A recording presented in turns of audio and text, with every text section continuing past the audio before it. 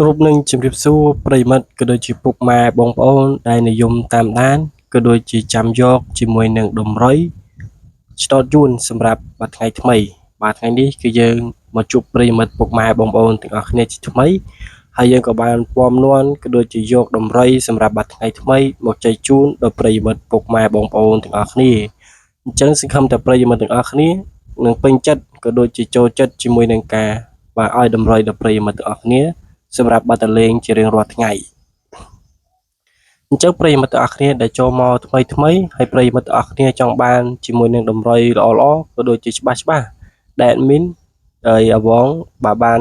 សម្រាប់សម្រាំងក៏ដូចជាគុណគូយកដំលេខបាទតម្រុយដែលល្អមកចែកជូនដល់ប្រិយមិត្តបាទបងប្អូនទាំងអស់គ្នាកុំភ្លេចជួយចុច like ដើម្បីទទួលបានជាមួយនឹងតម្រុយល្អជារៀងរាល់ថ្ងៃពី channel ខ្ញុំបាទអាវងប្រាប់ឆ្នោតយួនបាទប្រិយមិត្តអរគ្នាអញ្ចឹងកុំឲ្យខាតពេលវេលាប្រិយមិត្តអរគ្នាយូរយើងចូលមកការហៅជាមួយនឹងតម្រុយសម្រាប់អាពីលេខនៅថ្ងៃស្អែកបាទគឺថ្ងៃទី1ខែ8ឆ្នាំ2026បាទគឺយើងចូលដល់ខែថ្មីហើយបាទសម្រាប់អាពីលេខនៅថ្ងៃស្អែកគឺថ្ងៃបាទទី1ខែ8នេះគឺយើងមានបាទអាពីលេខគឺយើងមានបាទ43ប្រិយមិត្តអរគ្នាហើយមួយលេខទៀតបាទគឺយើងមានបាទ62ហើយនឹងមួយលេខទៀតគឺយើងមាន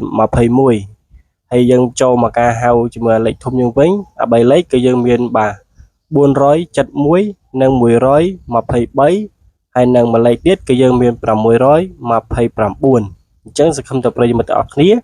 បាទបានយកប៊ិចក៏ដូចជាសិភៅបាទសម្រាប់រួចរាល់ហើយសម្រាប់បាកាត់យកលេខតម្រុយយើងទៅលេងនៅថ្ងៃស្អែកតើឥឡូវយើងមើលជាមួយនឹងលេខអូយើងវិញសម្រាប់លេខអូខ្ទង់នៅថ្ងៃស្អែកបាទគឺយើងមានបាទអូខ្ទង់30និងអូខ្ទង់7ប្រិយមិត្តអរគ្នាអញ្ចឹងសម្រាប់តម្រុយនេះគឺយើងមានតែប៉ុណ្្នឹងទេសម្រាប់តម្រុយថ្ងៃទី1ខែ8ឆ្នាំ2026គឺតម្រុយបាទខែថ្មី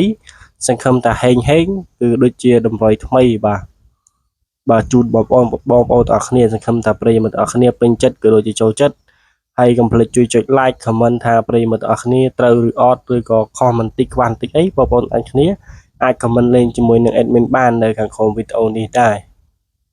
អញ្ចឹងសម្រាប់តម្រុយថ្ងៃស្អែកក៏យើងមានតែប៉ុណ្្នឹងទេនិងសូមអរគុណហើយសូមគោរពលាប្រិយមិត្តទាំងអស់គ្នាជួបគ្នាវីដេអូក្រោយ